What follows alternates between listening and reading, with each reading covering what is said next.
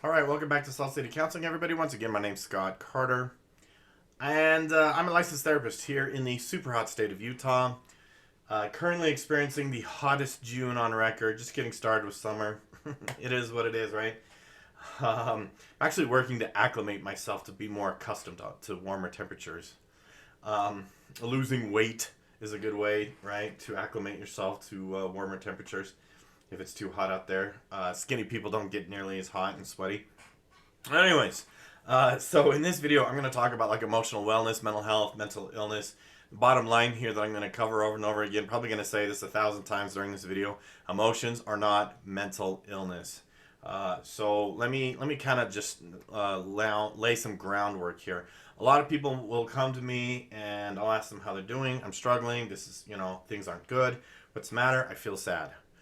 I've been experiencing some anger. I've been experiencing some resentment. I've been experiencing some whatever, right? And what I notice is that people have gotten it into their heads that they're not supposed to feel certain emotions.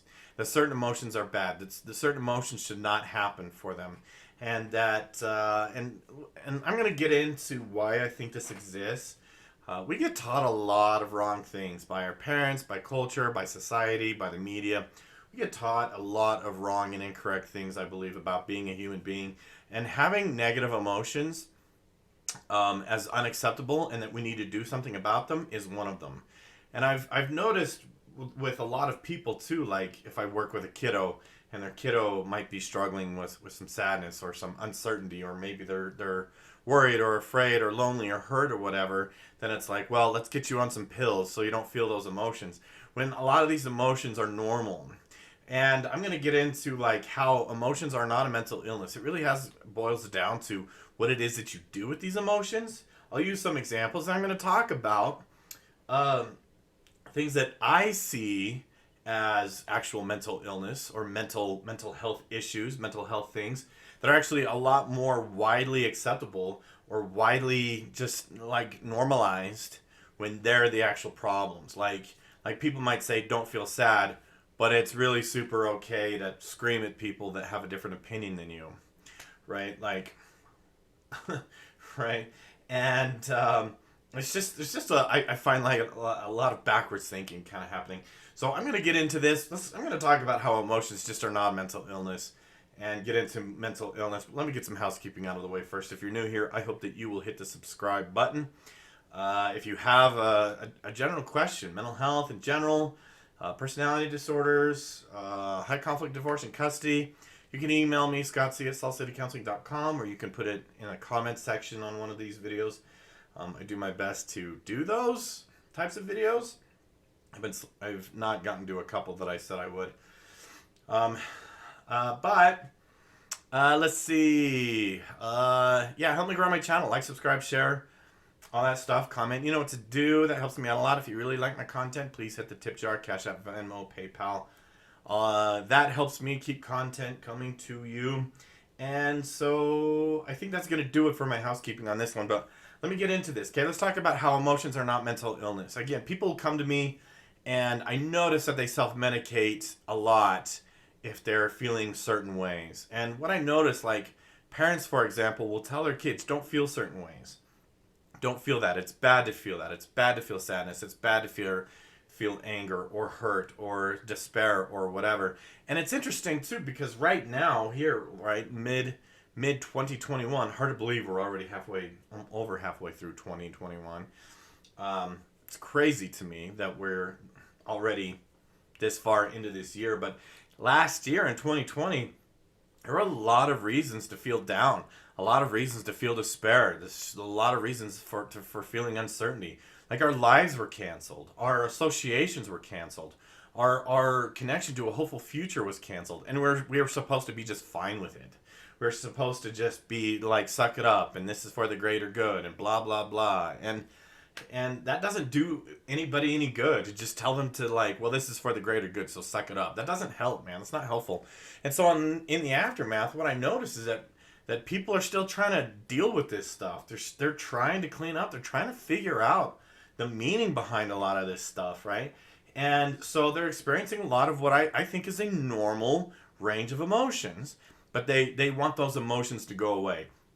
And emotions are normal. They're natural. They're part of you. They're just as much a part of you as your limbs, your fingers, right? Trying to get rid of like permanently getting rid of certain emotions like anger or sadness would be like trying to sever your arm off, right? And so what people do, right? They repress them. Maybe I should get on some medication because you're feeling some sadness? And people say, oh, I'm experiencing ups and downs. Again, I think that's normal. I think it's normal. And I think a lot of people experience ups and downs because they really try to repress certain emotions. They resist them. And that just puts more energy into this power struggle instead of being a whole self with all the emotions and allowing ourselves to feel sadness and feel anger and things like that. People are trying to repress them. What results, to me, is true mental illness, right? It's not the existence of emotions that are bad. It's what you do with them, right? And if you get upset or angry about something and you just ruminate on it and you continue to cycle it over and over, emotion, thought, this endless cycle of like emotion and thought around this thing that you're really upset about, you're likely to act out on it, right? You're likely to go do something that might be ill-advised, right? Or have negative consequences, may actually harm somebody. Anger is one of those things that inevitably ends up being destructive. If you remain angry about something, inevitably you'll become destructive. First, probably to your life, the lives of the people around you, in your immediate friends and family circles, whatever, and so on and so forth, right? It's not the emotion that's bad, it's what you do with it, right? And we've incorrectly labeled the emotion as a bad thing versus giving people some ideas on what to do with this, right? And so it's normal to have sadness. It's normal to feel anger. And one of my clients too, like, confided in me they had used some substances because they were feeling sad and irritable. And I was like, why? It's normal. You're okay. You're not bad for having these emotions. But I'm going to tell you what the things that I believe are real mental illness, or you could say like behavioral health issues. That's one of the terminologies that gets tossed around in the industry these days. Behavioral health. Okay. I wrote down just a few. I just jotted down a few. Overthinking something and thinking and overthinking and overthinking and overthinking and just ruminating and going and going and going and never learning to interrupt this process or taking a break from it and letting it beat you down and wear you down.